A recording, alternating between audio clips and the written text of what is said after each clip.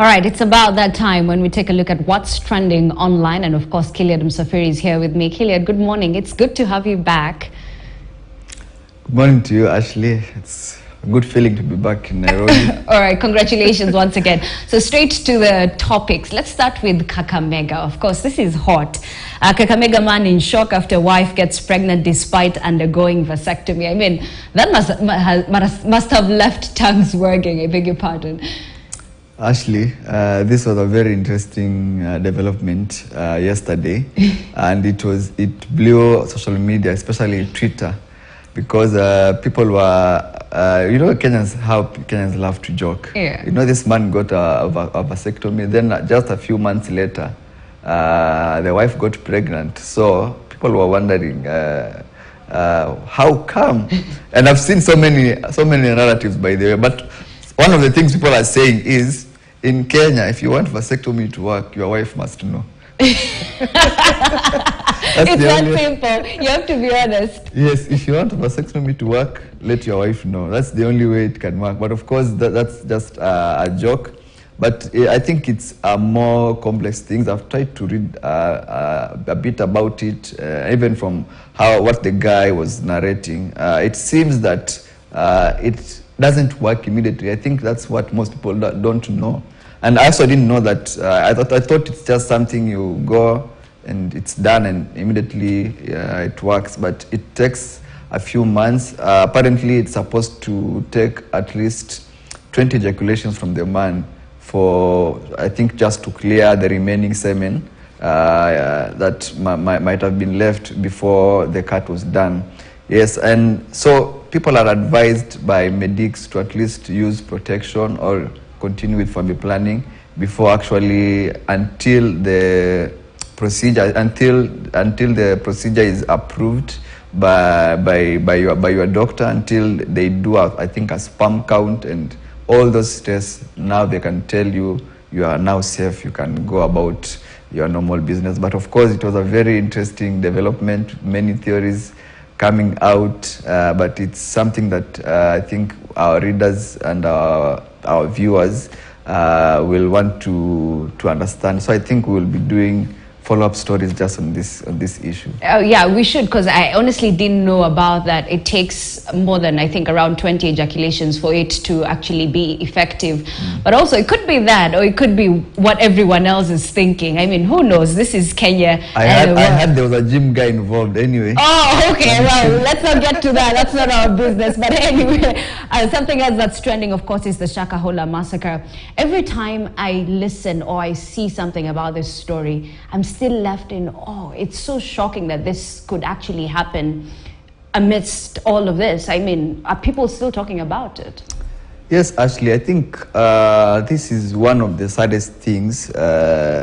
Actually, personally for me too, because I was out for like a month without watching news. Then immediately I come back, I just hear Shakahola this. And when I started following up the story, it turned out to be very sad, because by the day, fresh details are coming out, and you couldn't help but be in shock at how much this, for lack of a better word, indoctrination was going. And I think for me, one of the saddest bit, and also for other people online, is the people who are coming out, the few people who have been rescued and have managed to talk to the media. They don't seem like, they're not, they don't seem shocked by the developments. There was one person who was interviewed, and they were saying that I was going to see Jesus, so I was going to a better place. So I think some of them wish that they were not even rescued. When you look at them, they are not remorseful, even from Pastor Mackenzie himself, how he behaves around the media doesn't seem to be remorseful. It seems like it was a very elaborate plan by him and whoever was assisting him, to a point that people are entirely giving up their lives, and most of them don't regret it. And for me, that's the saddest part. You look at the man and you're like, does he really believe in what he's saying? And the saddest bit is, probably he does. And these are lives. So by yesterday, over 200 people, I think the 235 people have been exhumed. Of course, now the exhumation has been suspended so that they can do the postmortems. And one of the things people online were wondering is why can't the exhumation and the postmortem happen concurrently? And the reason is that they have to do that because the mortuaries are full. So they have to allow for that process so that the backlog can be cleared. Then they can resume the exhumation. So I think from next week, they will start doing postmortems. I'm told that they are supposed to do postmortems for 123 bodies, and then maybe they can continue with the exhumation process. But in the meantime, rescue operations are still ongoing. Maybe might find a few people who have not yet died, and we hope that we can save as many lives as possible, Ashley. Yeah, of course, it's still sad. But also this week has been a week of scandals, you know, from KEMSA, and now the latest one is that gold scandal that the Judiciary Chief Registrar, Anna Madi, is involved in. I mean, I lack words. Maybe you can take it from here. You put it right, Ashley. And I don't know, but from Sunday, I think this week has been crazy.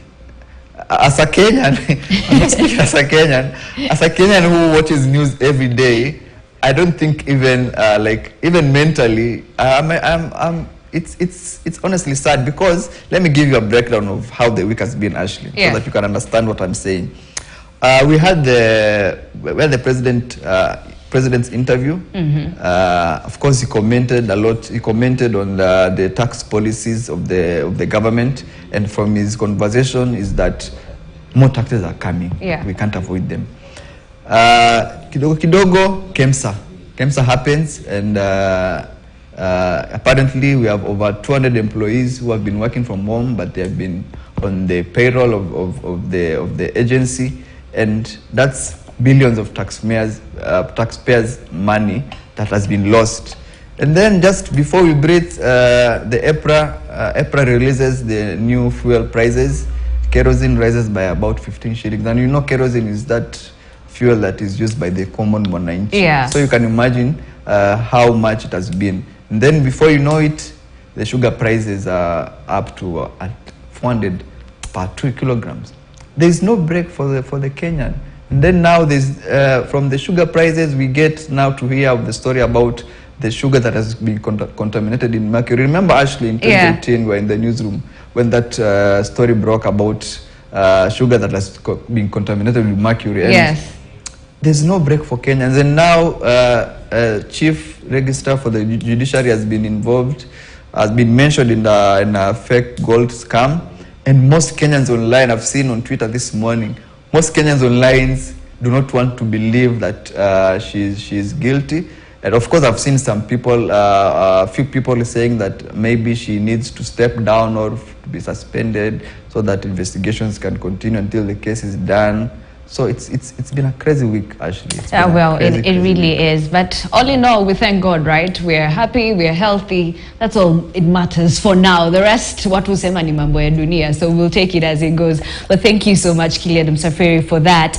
Well, we want to take a break here on News Diary. But when we come back, we'll be showing that interview that was on Spice FM earlier this morning. It was about Kenya's battle against counterfeits, and of course they were talking to Dr. John Akoten, who's the Deputy Director, Anti-Counterfeit Agency. So stay tuned for that.